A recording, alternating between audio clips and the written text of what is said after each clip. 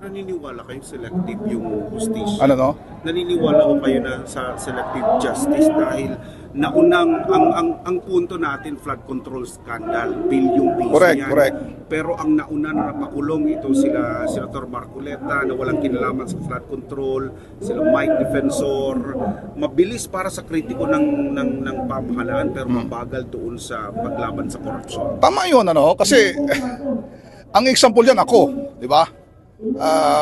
Last year, nag-umpisa na tayong pagpapayag ng ganito mga sentimento. Hindi lang ako personally, kundi ng mga taong bayan na nakakasalamuha natin. Okay? Kasi feel na feel natin yung nangyayari dito na sasamantala, paglalapastangan sa ating bayan. Ano? Ako, nung January, hinuli ako inaresto ko, kinasuhan ako.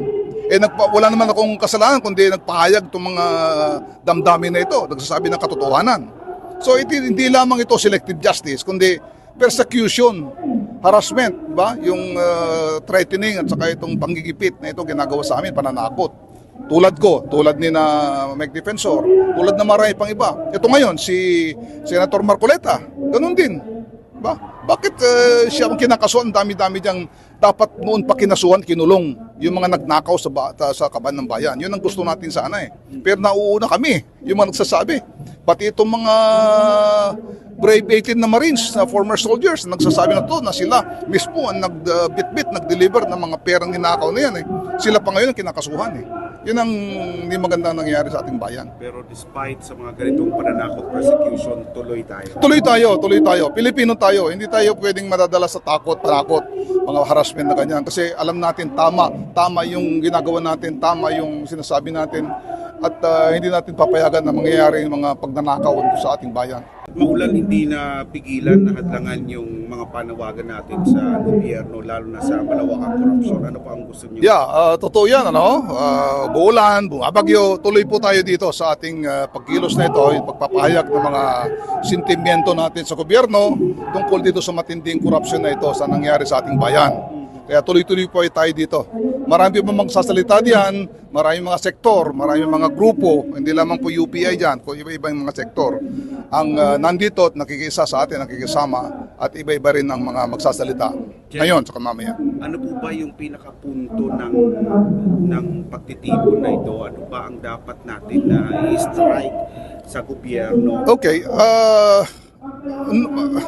mula nung nag-umpisa itong matinding korupsyon na ito, ito yung nagpapahirap sa ating bayan. So, tayo nakikisa sa mga lahat ng mga Pilipino na hindi lamang nadismaya o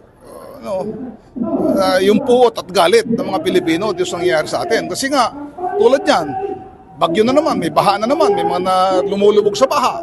Pero ito ng mga politiko, yung mga namumuno sa atin ay nagtatampisaw sa kayamanan, sa karangyaan na hindi naman galing sa kanilang paghihirap, kundi galing din sa pera ng bayan. Kaya ito yung ating pinapanawagan na ito na itigil nila ito, panagutin yung mga nagnakaw ng pera ng bayan na yan, at saka ibalik yung mga pera na yun. Alright mga kababayan, mag-reaction tayo dito sa pahayag ngayon ni retired AFP Major General Romeo Poquis dito po sa kanilang ginagawang rally peaceful rally ngayong hapon dito po sa Liwasang Bonifacio despite of the bad weather condition dahil may bagyo at malakas ang ulan, pero hindi po natinak itong grupo ng United People's Initiative sa pangunguna ni retired Major General Romeo Poquis na muling ipahayag sa taong bayan ang kapalpakan itong korupsyon na ginagawa nila sa ating bansa mga kababayan. At dito nga ay hindi lang po or naniwala dito si retired Major General Romeo Poquis na hindi lang po selective justice yung ginagawa ngayon ng Marcos administration doon sa kanilang mga kritiko, doon sa mga bumabatikos laban sa flood control corruption kagaya po nila Senator Marcoleta, nila Mike Defensor at nung iba pa mga kababayan At dito ay diretsahan pong sinabi dito ni General Poquis na hindi lang po selective justice ang ginagawa ngayon ng administration, kundi persecution mga kababayan, pag-uusig, harassment at yung mga kritiko sa kanila kasi talagang napaka-obvious naman mga kababayan yung mga ginagawa nila ngayon kay Senator Marcoleta. Para sa aking opinion talaga ay yung objective nila ay para patahimikin itong si Senator Marcoleta kasi talagang hindi po siya tumitigil dito sa pagtawag magpatawag ng investigasyon, no, at panagutan dito sa mga involved sa flood control. So sa aking opinion, ito yung nakikita nilang paraan siguro para kahit papaano matahimik, kasi pag nasa loob na po siya ng kulungan at plunder po yung kaso, non-billable mga kababayan, no, hindi po siya dito makalabas kapag hindi po talaga siya or hindi matapos yung kaso at kung hindi siya ma-convict, no, kung ma-acquit siya dito, saka pa lang siya makalabas or makalaya mga kababayan. So ito yung nakikita nating pattern, no, or parang dahilan kung bakit po siya dito inaaresto, no. Kung gano'n naman talaga, no, kung yun yung batas na bawal tumanggap ng mga donasyon o plunder pala yun mga kababayan. So sana lahat ay kinasuhan nila, kasi talagang naniwala po tayo, no, halos lahat ng mga tumakbong politiko from president down to senators sa national position ay tumatanggap din po yan lahat mga kababayan, or halos lahat, kung hindi man lahat ng mga donasyon, no, galing sa mga politiko rin, kapopolitiko, mga negosyante, mga oligarko, tumatanggap yan lahat mga kababayan, no. At ito, yung mga controversial ngayon na mga kontraktor, malamang may mga donation yan na milyon-milyon mga kababayan. So sana ay imbestigahan din po yan ng ombudsman at kasuhan din po nila ng plunder, no. Hindi lang po nila i-single out itong si Marcoleta kung talagang pakay niya dito is panagutin, no, itong mga tumatanggap ng mga donasyon ng mga politiko, no, na tumatakbo sa eleksyon. So para sa akin ay agree ako dito kay retired General Romeo Pocis mga kababayan, no, na yung ginagawa talaga nila is harassment at persecution laban sa mga kritiko ng administrasyon na talagang patuloy na nanawagan ng investigasyon at pananagutan dito sa mga totoong magnanakaw, no, sa flood control corruption. Kasi hindi nga po biro yung mga pera na ninakaw nila mga kababayan, no. We are talking about trillions, no. And next year yung proposal ng or yung budget proposal ng economic team ni PBBM ay 7.2 trillion mga kababayan.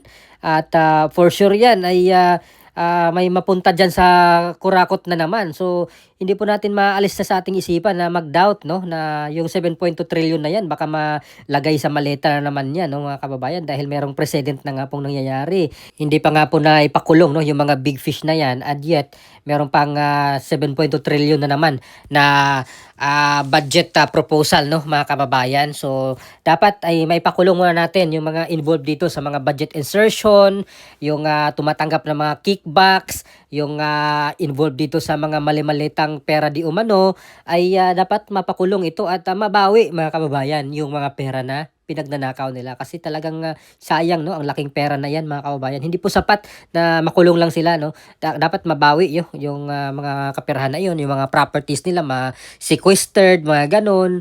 At talagang sana, we are hoping na merong death penalty nga dito sa ating bansa, no, para dito sa mga plunderer, dito sa mga magnanakaw na ito, no. At si Attorney Vic Rodriguez nga, no, nung tumakbo siya noong 2025 ay meron siyang plano, no, na kapag manalo siyang senador ay kahit 1 million mga kababayan, no, i-consider na rin po niyang plunder yan, yung 1 million, kasi sa kasalukuyang batas yung 50 million yung minimum, no. Kapag nagnakaw ka ng 50 million, at least 50 million ay consider as plunder na mga kababayan. Pero sa kanya ay at least million, no, 1 million mga kababayan, considered na plunder, kasi hindi rin po maliit na halaga rin yan mga kababayan, no, yung 1 million. So sana meron tayong death penalty para dito sa mga plunderer, ito sa mga kurakot mga kababayan, sa mga korap na politiko, para wala na pong mag-attempt na magnakaw, kasi talagang makikita natin lugmok na ang bansa natin sa utang at patuloy pa na pataas ng pataas pa yan habang meron pang 2 years si PBBM, no, and yet wala naman tayo nakikitang big time na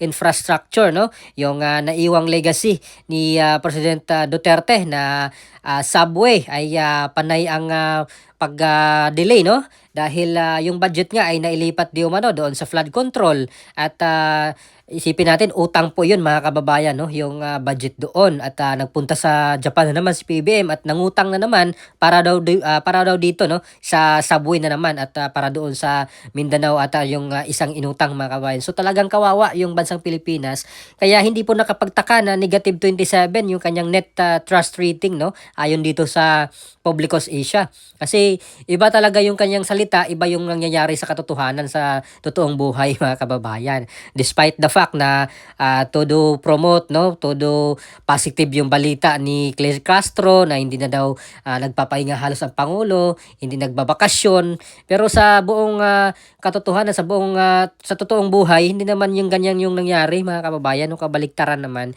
Kaya talagang wala na pong tiwala yung mga Pilipino sa kanya, maliban doon sa kanilang mga diehard loyalista, no, mga kababayan. At ito yung ginagawa nila sa mga kritiko nila ay itong sinasabi ngayon ni retired General Pukis na persecution and harassment doon sa kay Senator Marcoleta, dito kay Mike Defensor, itong mga ex-marines na mga di umano'y inutusan lang din po naman ni Saldico na mag-deliver di umano ng mga malimanitang pera, no, doon sa mga politiko at mga opisyalis ng gobyerno. At kung siguro si PBBM, kung gusto talaga niyang panagutin, no, itong mga involved dito sa corruption, ay sana inuna na niya yung pinsan niya mga kababayan na nakailang beses na rin po yung binanggit ng mga witnesses noon sa mga hearings, no, at kahit si Saldico ay nabanggit din po yung pangalan ni ex House Speaker Martin Romualdez mga kababayan, no, although deny po yan ni former House Speaker Martin Romualdez na wala daw po siyang kinalaman at kanya rin po talagang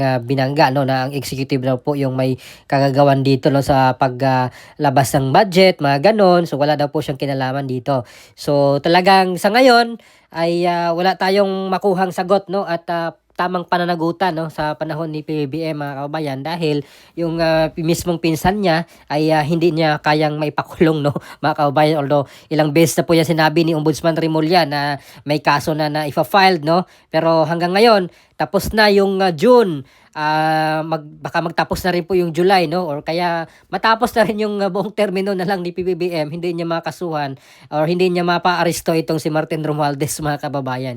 Kaya we are looking forward na after nitong Marcos admin mga kababayan, saka pa natin mapakulong itong mga taong itong mga big fish ngayon na talagang masabi natin untouchable, no, yung pinapakulong nila na wala namang kinalaman sa flood control ay siyang mabilis pa sa alas 4 nilang pinakulong, no, kagaya nila Marcoleta at ang iba pa mga senators ngayon na kritiko ng administration mga kababayan. So ano po masabi dito sa statement ni retired AFP Major General Romeo Pukis, no, na hindi lang selective justice yung ginagawa ngayon ng gobyerno, no, kundi persecution na at harassment mga kababayan laban dito sa mga kritiko nila, no. Yung tanging pakay lang naman talaga ay lumabas ang buong katotohanan at maipakulong, no, itong mga tunay na magnanakaw dito sa flood control mga kababayan. At speaking about flood control, at ngayon ang kalikasan ay nagre-remind na naman sa mga Pilipino na talagang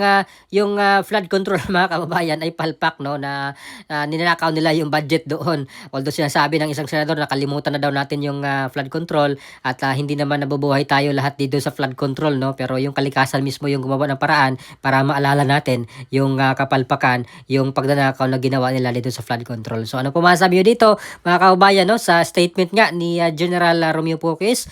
Please comment down below. Maraming salamat. God bless po sa ating lahat.